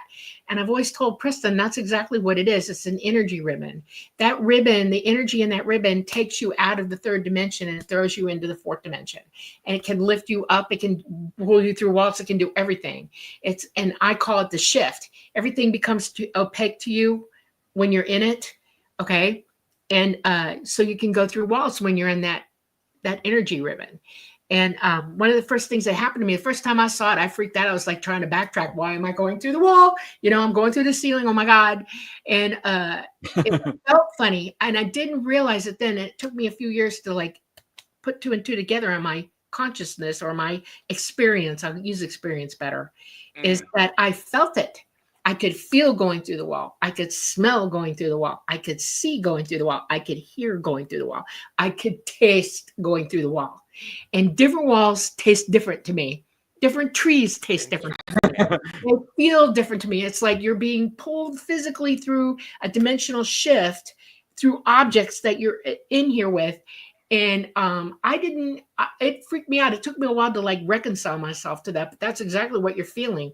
You don't lose your senses when you're going through this. You have all of them. They're all intact. I know the feeling. I never told you this, Dr. J, but I finally was pulled on board, had a fully conscious onboard experience. When? May of 2022. No, I did not know that. Yeah. You're kidding me. No, it was fantastic. I almost swore there. What kind of beings were they? Well, it was Dolly's beings, actually. It's because you've been investigating her case. It was his birthday. It was his birthday present. Yeah. There was a hybrid lady there. Why? So tomorrow I got him with Mama. Yeah. Tell him to come visit me, but not to scare me. I will probably be so scared it'll either be buried in my subconscious, or I will tell them to go away. If they appear behind me, or if I wake up and they're in my room, I will freak out. I better be forewarned, like in my mind. Okay, hey, we're about to come. Hey, if you can go skydiving, what's the problem? I'm not going skydiving. That scares me. No way. You tried to get me to go. I'm like, no, thank you. You have fun. You know all about the chute, right? You could pack your own chute. You're absolutely 100% positive when you jump, your chute's right. Yeah. Yes. So that's the whole point of skydiving is you have to. And I have the reserve, which jump 82 I had to use because I had line twists on my main and I was spinning, so I had to cut away. Yeah. And land pretty low outside of the drop zone. My parachute landed in in the city outside the airport in a neighborhood, and some kids stole it. And they tried to charge $1,000 ransom for it, which my goodness. Fortunately I got it back for $100. This is from Nicholas. Why are ships small when we see them, but massive when you board them? Perspective. Bigger on the inside than they are on the outside. Yeah, they can accommodate. Yeah, that's what Jonathan Reed said too. Yeah. And short and squat on the inside until I come on board. When Mama's on board, it's pretty tall too. But my seat conforms to me. It actually molds to me. Okay, because I'm tall. Okay, manipulating space-time, right? It's its own little environment. Yeah, and they can expand. This is a living ship. They're alive. Okay, they have their genetic. Well, not genetic. Their AI. No, Talat is a fifth dimensional being. He indwells the craft, but the craft is able to. It's like they're little AIs. You know, they're alive to a point.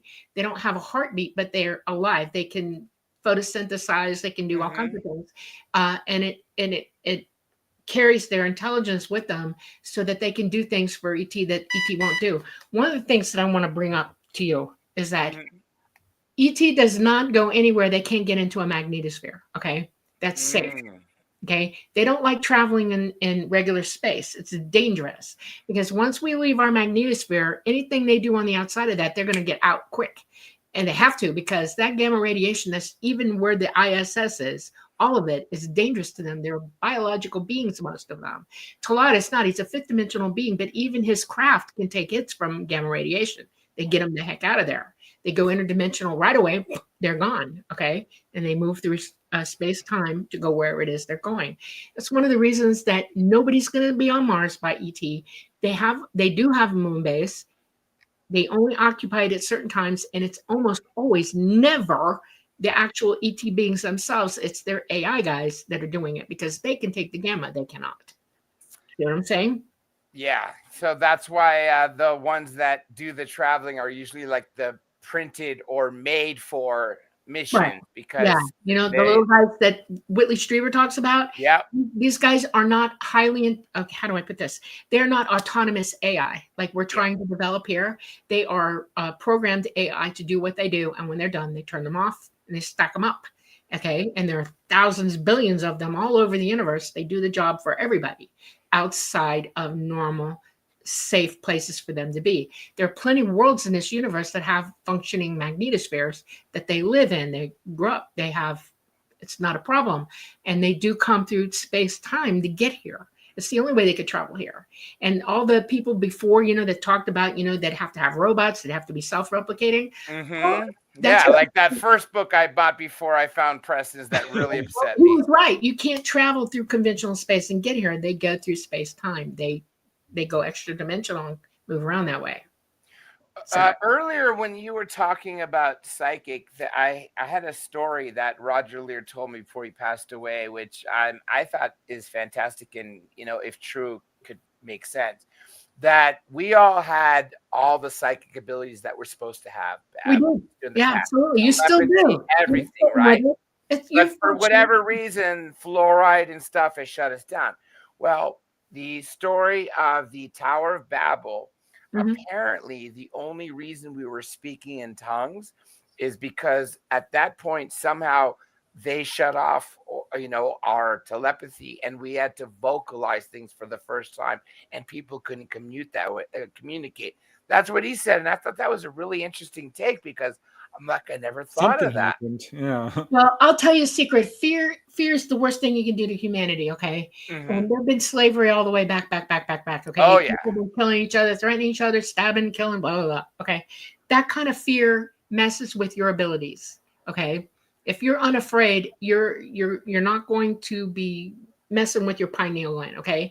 Yeah. Lots of things can make it calcify, and fear is one of them. Horrifically. And then they found out fluoride will do a really neat job of it really quickly. And so they did that.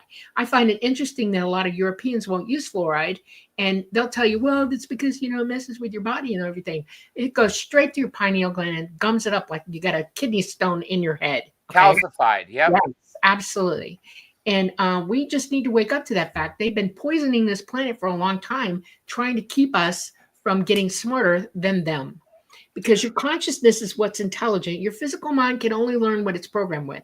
Your consciousness is what's driving the vehicle that you're indwelling. Okay. You really are who you are conscious wise. And we can definitely do all of these things. And Right. this is one of their goals, really, is to wake people up. Okay, I'm bringing up this question. This is a weird one. I have never heard of anything like this. Oh, no. Wait, that's not the one I wanted to bring up, but here, I'll get to that one in a second. Sorry, Jose. This is because Sovereign's asked this twice. Does Dr. J remember the guest name he interviewed? This is so weird. That talked about when removing your shoes and putting them in the river where it meets the ocean can cause a visitation. Oh, I don't know. Is that Robert Vandenberg? I mean, that sounds crazy to me. Honestly, I do not remember that. River meets the ocean can cause the visitation. I'm only bringing it up because he's asked twice. He's like, ask my question. Yeah. No, I definitely don't remember. Like I said, there's so many interviews, and then there's a couple hundred that are lost that never made it to YouTube because they were only aired on the stations they were on at the time. Okay, let me bring up Jose's because I just pulled it up. I have a strange question. This might be a Dolly question. If ETs can go through walls, but they are, quote, solid beings, so can ghosts. Is there a relationship there, or is it just some weird kind of coincidence or different? Ghosts are not solid. No, ghosts have no corporeal body anymore. You're ejected from it when you die. But your consciousness, that's what a ghost is consciousness. You're non-corporeal and you haven't left this plane here. You haven't gone where you should go.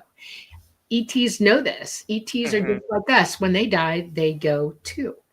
We all are in source together. Every being in the universe is in source at the same time. We are all here together. That's why they use the terms, you are us, we are you, we are all one. We are just beings that are indwelling bodies in different places in the universe to experience, in the third dimension anyway, to learn and to become wise and to learn that which we couldn't learn in source. There's an old saying, you can be an educated idiot with no wisdom.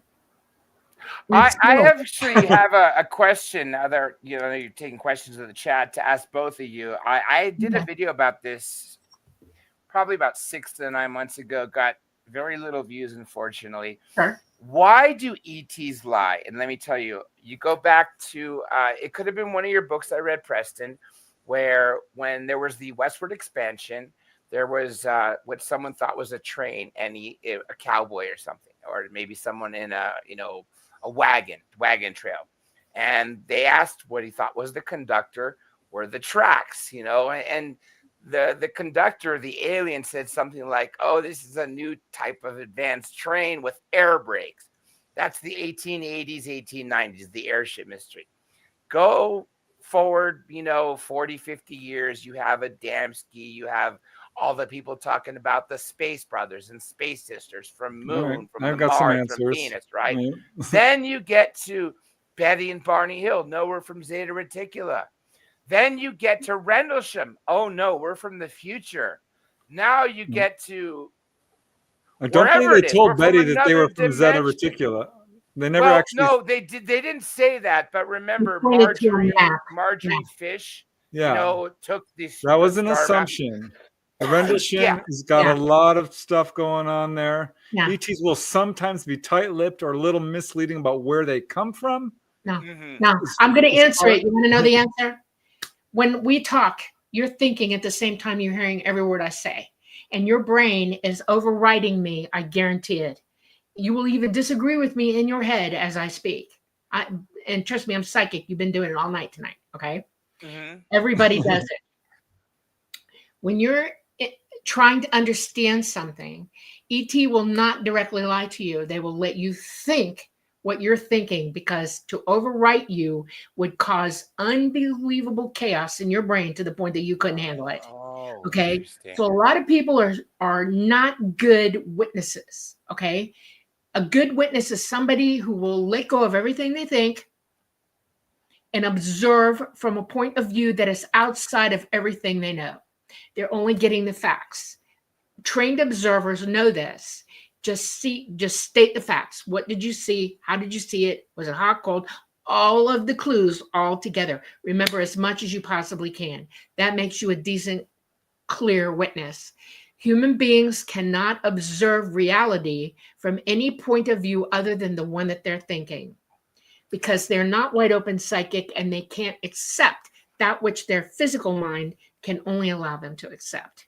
That's why. Do you want to hear a really interesting story about eyewitness testimony? Well, first of all, for the longest time, an eyewitness statement alone, long before there was video cameras, could sentence someone to death. You know, Yeah. I saw this person robbing the bank, and a second witness corroborated that. When I was in law school, in the beginning of the second year, I took criminal procedure. And it wasn't until after I found out this was done on purpose. The teacher's lecturing. It's a she. Somebody runs in the room, steals her purse, and runs out. They bring security in there, and they ask everybody. People are like, okay, it was a white man. It was a black man. He had shorts. He had a red shirt. He had a sweatshirt. He had a hoodie. Everybody's was different. You know, sure, there was many that were the same. And then at the end, she brought him in and said, this is to prove to you that eyewitness testimony is not the best. Obviously, you're going to get the basis of it. She was robbed. Her purse was taken. But, you know, to get all those little details, they vary. I've seen several experiments like this. Yeah. There was another one where they told 3 different stories that were separate in detail, but kind of told half of one, half of one, half of one. And then people could not separate them. They conflated them completely till it was a complete mess. Yeah. You remember the game when we played when we were kids called telephone? Everybody yeah. Okay, how bad was that screwed up?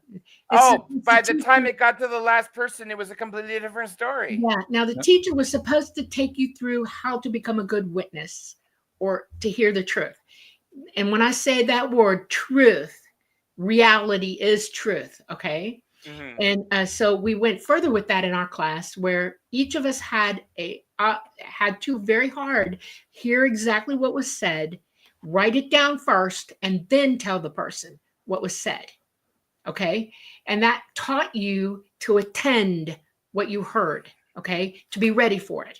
And then the teacher went even further with us when I was very young and said, you can have things that shock you and come upon you suddenly, and you either attend to it with all of your vision, you know, with all of your focus, okay, or you don't. And if you're busy thinking something else, or you've got a slow channel, or you have the ability, you have learned to change channels constantly in your head and not be able to attend, that's the thing, okay? And as a country, as a world, people are just flashed all the time. Oh gosh, commercials is a good crazy. example. Oh my God. And they numb us, right? They numb our brain and make us dumb is what I noticed. I was looking at a commercial. Technology, this smartphone here, I could remember in the 80s and 90s, I remembered everybody's phone number. Don't you guys remember that? You just remembered it. How many numbers do you actually remember now instead of having to pull out the person's contact and hit call? I think in some way, a lot of this technology is supposed to make But it you can better, practice to and be it's dumbed a us. trained observer. Each person can do this pretty easily. Every day. Yeah. Not just that, remote viewing too. Isn't Very that much something huge that's would that's open one of the up our first ways minds? into using your intuition and your abilities. That's right. All right. I'm going to pop up a question because we only have a few more minutes. Sure. Are there different colors for the tractor beams? Dolly, Dolly would, that's her question. They're either white or blue, almost never yellow. If you see yellow, run. It's not ET. What's red? Red is a pure face. If they're coming down with red over the top of you, don't worry. Take a deep breath and get ready to just be somewhere else really fast, because they're coming in for a grab. Okay, it's not going to be a slow or give you any time to think about it. You're gone. You're going with it right then. All right. That's white, blue, or red. Okay. All right. Here's one which I really want to pop up because it's interesting. I have a question. Can spending time on the ship alter your electrical field so you absorb more than you disperse? I get shocked on metal worse than other people. Dolly complains about this. Yeah. Match fire bends backwards and burns. Yeah. Yeah. Unfortunately, you put yourself in a highly electromagnetic field, and have you ever been in an MRI? One of the weird things Yeah. about being in an MRI is that it makes every cell in your body stand up straight. Okay. It magnetically charges your physical body to go in one direction, polar direction. Okay.